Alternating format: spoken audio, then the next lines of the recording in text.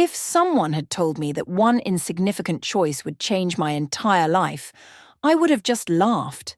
I was sure of my world, stable, predictable, and, as it seemed to me, completely under control. But sometimes the most inconspicuous cracks in the foundation turn out to be chasms capable of swallowing everything. This day began with a clear sky and an almost mechanical sense of duty. Nate, the son of my late husband, asked me to help with the property left after his father's death. Just a trip, I told myself. 4 hours there, a couple of hours on site, and back home to the familiar quiet of my cozy home in Seattle. But now, looking at the long stretch of road that stretched out before us, I began to realize that this journey would be nothing like I expected. "Are you sure this is a good idea?" Nate asked, not taking his eyes off the road. His voice was calm, but there was a tension in it that I couldn't ignore.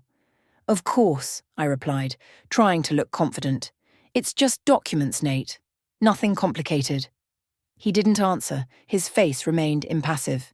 Nate had always been difficult to understand. Even when I was married to his father, he kept his distance as if he lived in his own world, inaccessible to me. But now, in the silence of the car, that distance seemed especially heavy. We drove along Interstate 84, through a desolate area where the horizons seemed endless. The silence in the car became thicker, like a fog that made it hard to breathe. The radio, turned on for background noise, sometimes lost signal, turning melodies into rustling. I tried to focus on the road, but my thoughts kept returning to Nate and why he decided to turn to me after so many years of estrangement. That's when I heard the first sound, a scraping that came from somewhere under the hood. At first, it was barely noticeable, but with each kilometre it became louder. "Do you hear that?" Nate asked, frowning. "Yes," I replied, gripping the steering wheel tighter. "Sounds like something with the engine." We drove a couple more minutes before the car suddenly jerked and stalled. I barely managed to pull it onto the shoulder, feeling my heart pounding from the unexpected. "Great," Nate muttered, checking his phone. No signal. I looked around. The road was empty, except for the occasional car speeding by. There were no buildings or gas stations on the horizon, only endless fields and mountains in the distance. "Let's try walking," I suggested, trying to stay calm. "Maybe we'll find help." Nate reluctantly agreed, and we started moving along the road, hoping to find at least a hint of civilization. After half an hour, we noticed an old faded sign pointing to a dirty path with the inscription, "Elmwood, 3 miles." That was our only hope. The motel appeared before us suddenly, as if it had materialized out of thin air. A single-story building with peeling paint and dusty windows looked like it had seen better days long ago. The Elmwood Inn sign flashed neon lights that seemed almost mockingly welcoming. When we entered, the air was filled with the smell of dampness and old wood. Behind the counter sat a man in his 60s with a gaunt face and sharp eyes that seemed to have seen more than necessary. His voice was low and hoarse when he asked, "Room?" I nodded, explaining the situation with the car. The man handed us the keys, but his gaze lingered on Nate a little longer than was comfortable. A faint smile lit up his face. "Nice to see you again," he said. I felt the tension grip my body. "Again?" I looked at Nate, but he avoided my gaze, clutching the keys as if they could protect him from the questions I hadn't had time to ask. The room was simple: a bed, an old dresser, and a TV that looked like an artifact from the last century. The silence seemed almost tangible, as if the room itself was waiting for something. That night, I couldn't fall asleep for a long time. I heard whispers, barely distinguishable sounds that echoed in the hallway. Sometimes it seemed like they were coming straight from the walls. And then, around midnight, I heard Nate talking to someone else outside the door. His voice was low and tense, the words sounded muffled, but I caught the phrases, "She doesn't know, I can't." I crept to the door, holding my breath, and pressed my ear to the wood. Another voice, deep and threatening, replied something that sent a chill down my spine. When Nate returned to the room, I pretended to be asleep. He stopped, standing by the bed, his breathing heavy and uneven. I felt him looking at me, and it was the heaviest feeling I had ever experienced. The next morning, I knew one thing. This motel held secrets. But what was worse, Nate held secrets too. The morning light filtered through the dirty window, illuminating the room, which seemed even more oppressive in the daylight. Nate was already up, dressed, and tense, as if every movement required incredible effort. "I'm going to check on the car," he said, not meeting my gaze. I nodded, feeling too tired to argue. The silence that remained after he left was almost deafening. I got up to freshen up, but something held me back from leaving. The fragments of last night's conversation echoed in my head, which I couldn't understand or forget. Before I could decide what to do next, there was a knock at the door. It was the same man from the reception desk, Edgar. His gaze was sharp, but there was a strange mix of curiosity and barely concealed pleasure in it. "Good morning, Mrs. Whittaker," he said, leaning against the doorframe. "I hope you slept well." "Yes, thank you," I lied, feeling uncomfortable under his piercing gaze. "Nate must have already gone to the car," he continued casually. "He was always like that. Always on his feet before anyone else." I frowned, trying to understand what he meant. "Do you know Nate?" I asked, trying to keep my voice calm. Edgar smirked, his eyes flashing with a strange light. "You could say that," he replied. "This place holds more stories than you think, Mrs. Whittaker. Maybe one day you'll learn some of them." His words made my stomach churn. I wanted to say something, but he turned and left, leaving me alone with a growing sense of unease. I decided to go outside to look around. A strange silence reigned around the motel, broken only by the sound of the wind swaying the sign. Walking past the building, I noticed a path leading into the forest behind the motel. Something about it caught my attention, perhaps its tranquility contrasted with the oppressive atmosphere of the motel. I walked along the path, enjoying the fresh air, but soon realized I wasn't alone. Ahead among the trees, a figure flashed. My heart beat faster as I quickened my pace. When I finally caught up with the stranger, I recognized Nate. He stood in a clearing, his hands in his pockets, his face stony. "Were you following me?" he asked without turning to me. "I was just walking," I replied, feeling anger mixed with fear. "Nate, can you explain what's going on here?" He was silent for several long seconds before finally exhaling and turning to me. His gaze was cold, but there was a shadow of pain in it. "You won't understand anyway," he said. "It doesn't concern you." "But it does concern me," I objected, feeling anger boil within me. "If you're hiding something, I have a right to know." Nate turned away, running a hand through his hair. He looked like he was battling something inside. "Lily, just trust me," he said, his voice barely above a whisper. "I'm trying to fix everything." Before I could respond, the sound of footsteps behind us made us both turn around. We saw Edgar standing at the edge of the clearing. His smile was sinister. "It's nice to see you finding common ground," he said, his voice soft but threatening. "But remember, Mrs. Whittaker, some secrets are better left alone." His words echoed in my mind as he turned and walked away, leaving us in tense silence. The return to the motel was silent, but the air between us was charged like before a storm.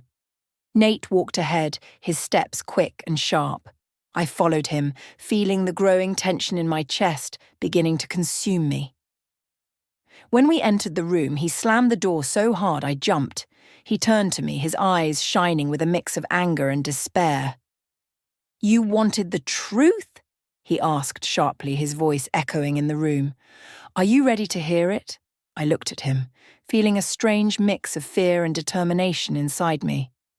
"I'm tired of you always dodging, Nate. If you don't want to tell, then why are we even here?" He ran a hand over his face. His shoulders slumped as if the whole world was weighing on him. For a few seconds he was silent, then took a step toward me. His gaze softened but remained tense. "Lily, I'm trying to protect you," he said, his voice lower, almost pleading. "But you keep pushing where you shouldn't." I don't want you to suffer because of what's connected to me. I took a step forward, not taking my eyes off his. I'm already involved, Nate.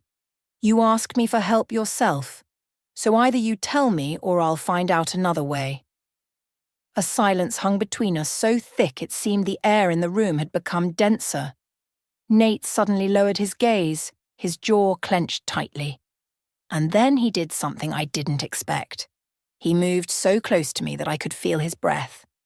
You don't understand anything, he whispered, and I can't let you understand. I felt my heartbeat quicken. There was something both frightening and attractive in this closeness. I saw him struggling with himself, but I couldn't understand what was tormenting him so much.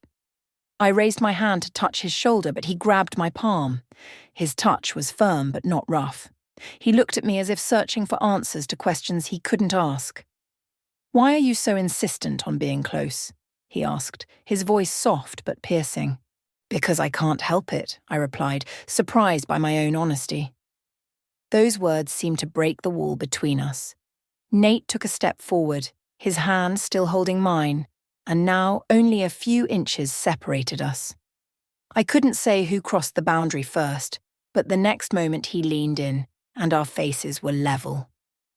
His lips touched mine, at first cautiously, as if asking for permission. And then, with growing confidence, I felt the tension that had been building between us beginning to dissolve, giving way to something deeper. Everything happened too fast, but at the same time, it seemed like time had slowed down. His hands wrapped around my waist, pulling me closer, and I felt his breath mingle with mine. This was not just a display of passion. It was a way to escape, to free ourselves from the heaviness that weighed on both of us. When we pulled away, I looked at him, trying to read his emotions. There was still pain in his eyes, but now there was something else. Perhaps gratitude that he was no longer alone in his suffering. Lily, he began, but trailed off, unable to finish the sentence. It's okay, I whispered, placing my hand on his cheek.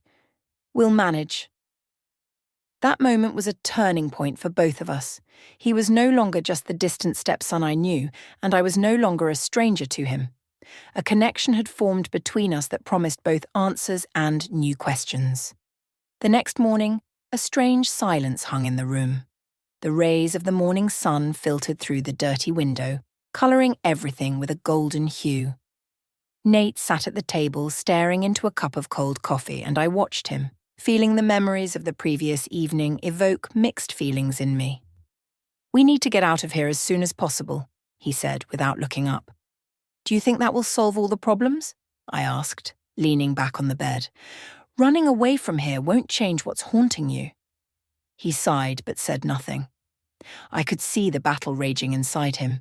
Nate was a master at hiding his emotions, but now, after everything that had happened, I began to understand how heavy his burden was. In the motel's dining room, a strange, tense atmosphere reigned. Edgar, as always, was there, his eyes following our every move. He approached our table with the air of someone who knew too much. Good morning, Mrs. Whittaker, he said, his voice sweet but threatening. I hope you slept well. Nate sharply raised his gaze, his jaw tightened. What do you want, Edgar? He asked, his voice strained with the effort to stay calm. Nothing special, he replied, smirking. Just wanted to remind you that the past always catches up with us, no matter how far we try to run. I felt a chill run down my spine. Those words sounded like a threat, and I couldn't help but wonder what this man knew. We left the dining room soon after that, but the tension between us had become almost unbearable. I couldn't stay silent any longer. Nate, I began when we returned to the room. Who is he? Why does he affect you so much? He didn't answer right away. Instead, he went to the window and stared at the distant hills. Edgar. He was part of my past life, he finally said, his voice tired. We were friends, but everything went wrong. There were mistakes, big mistakes. I waited, hoping he would continue, but he fell silent, as if gathering his thoughts. It was about a woman, he continued, his voice softer. We were both attached to her. She disappeared, and he blames me for it. Why does he blame you? I asked, trying to sound gentle so as not to scare him away. Because I was the last one to see her, he replied, and there was pain and regret in his voice. But I didn't do anything. I swear, Lily, I didn't do anything. I could see how hard it was for him to talk about it, but his words only increased my concern. It was clear that Edgar and Nate's story was deeper than I could imagine, and there were still many unrevealed details. That night, I heard whispers outside the door again. This time I didn't hesitate. I slipped out of the room and walked down the hallway following the sounds. They led me to the lobby where Edgar was standing, talking to an unfamiliar man. Their voices were muffled, but I caught a few words. "He'll never get out of this," Edgar said. "She's starting to ask questions. This could ruin everything." "Then we need to speed up the process," the other voice replied, deep and threatening. I froze, feeling my heart pounding in my chest. Those words sounded like a conspiracy, but what were they talking about? When I returned to the room, Nate was waiting for me, his face tense. "Where were you?" he asked, his voice sharper than I expected. "I heard their conversation," I replied, not knowing how he would react. "Edgar and someone else. They were talking about you." His face paled and I saw him clench his fists. "We have to leave," he said, giving me no time for questions. "Tomorrow morning. We can't stay here anymore." His tone left no room for argument, but I knew one thing. This story was far from over. The morning brought a heavy fog that enveloped the motel and everything around it in a thick, sticky greyness. It seemed that the very air was filled with fear and uncertainty that we could no longer ignore. Nate silently packed his things, his movements sharp and tense. I stood to the side, watching him and thinking about everything I had heard the night before. "Nate," I began, trying not to disrupt the fragile balance between us. "We can't just leave. Something is happening, and I can't leave without knowing the truth." He froze, then suddenly turned to me, his eyes filled with despair. "You don't understand, Lily," he said, his voice hoarse. "The truth will bring you nothing but pain. I'm trying to protect you." "Maybe I don't need protection," I objected. "Maybe I need clarity. You can't keep hiding this from me." A tense silence hung between us. Nate turned away, heavily sighed, and ran a hand through his hair. "Fine," he finally said, "but you have to be ready for anything." We returned to the same shed where we had met Edgar the previous evening. Nate walked ahead, his steps quick and determined. I followed him, feeling my heart beat faster with each step. The shed looked even more gloomy in the morning light, its walls covered in droplets of moisture, and the old door creaked in the wind. Inside, everything was the same as we had left it. Tools covered in rust, and an old wooden table that looked like it was about to fall apart. But now Nate's attention was focused on the far corner. There, among the junk, stood an old trunk. It looked massive and sturdy despite the peeling paint. "It's here," Nate said without looking at me. "The answers you're looking for." He leaned down to open the trunk, his hands trembling. I moved closer, not taking my eyes off him. When the lid of the trunk opened, I felt my breath catch. Inside were old photographs, letters, notes. Among them was an old pendant on a thin chain. "This belonged to her," Nate said, picking up the pendant. His voice trembled. "To Emma, the woman all this started with." I took one of the photographs. It showed a young woman with dark hair and a bright smile. She stood between Nate and Edgar, her hands resting on their shoulders. But something in her gaze made me feel uneasy. There was a shadow in her eyes that I couldn't understand. "What happened to her?" I asked, looking at Nate. He was silent for a long time, then finally exhaled and turned the pendant back into the trunk, closing it. "She disappeared," he finally said. "One night, without warning. Edgar and I looked for her, but we never found her. And since then, he blames me." "Why does he think it's your fault?" I asked, feeling a chill run down my spine. Nate lowered his head, his shoulders trembled. "Because that night we had a fight. She left because of me. And I couldn't stop her." I wanted to say something to comfort him, But before I could, the sound of footsteps behind the door made us both freeze. Our gazes met. Nate quickly went to the door, peeked out, and then turned to me, his face pale. "It's him," he whispered. "Edgar." I felt my heart stop. Nate grabbed my hand and pulled me toward the back exit. "We have to go," he said, his voice sharp. "Right now." We rushed out of the shed through the back door and ran into the forest. Branches slapped me in the face, but I didn't stop. I felt fear gripping me, but adrenaline drove me forward. When we finally stopped to catch our breath, Nate turned to me. His face was grim, his eyes shining with tension. "Edgar won't stop until he gets what he wants," he said. "We have to do something, Lily. Otherwise, he'll destroy us both." His words sounded like a warning, and I realized that the game had only just begun. The answers we were looking for were closer than ever, but with each step toward the truth, we were approaching something far more dangerous than we could have imagined. We couldn't keep running. The forest had become our temporary refuge, but I knew that sooner or later they would find us. Nate stood at the edge of the clearing, his gaze fixed on the distance, his shoulders slumped under the weight he could no longer hide. I approached him, placing my hand on his shoulder. "We can't live like this," I said.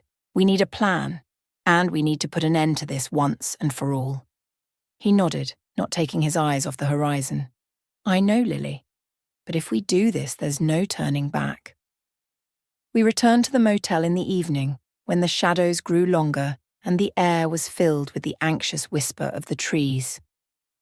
Edgar was there, as if waiting for us. He sat at a table in the dining room, his face illuminated by the dim light of a lamp. When we entered, he looked up and smiled, but there was no joy in his eyes. "Nice to see you again," he said, his voice cold. "You couldn't leave, could you? Fate always brings us back to where we belong." Nate clenched his fists, his breathing heavy. "You dragged us into this game, Edgar. Enough. It's time to end it." "End it?" Edgar repeated, his smile growing wider. "You think you can just run away from your past, Nate? You still don't understand that it's impossible." "You've always blamed me, but I didn't kill her," Nate shouted, his voice trembling. "I tried to save her, but you were too blind to see it." Edgar stood up, his face contorted with anger. "Lies! You were the last one to see Emma. You drove her away. She died because of you." I stepped forward, standing between them. My chest tightened with fear, but I knew I had to stop this. "This won't lead to anything good," I said. "Instead of accusations, why don't we find the truth? Together." Edgar looked at me in surprise. Then his gaze turned icy again. "The truth? You think it will help you? Fine. Let's try." We returned to the old shed, this time all three of us. Edgar pointed to the trunk we had opened earlier. His voice was full of contempt. "There's everything you need to know." Every piece of her life, her words, her suffering. Nate opened the trunk again. This time he took out a small leather diary, worn and faded with time. His hands trembled as he opened it.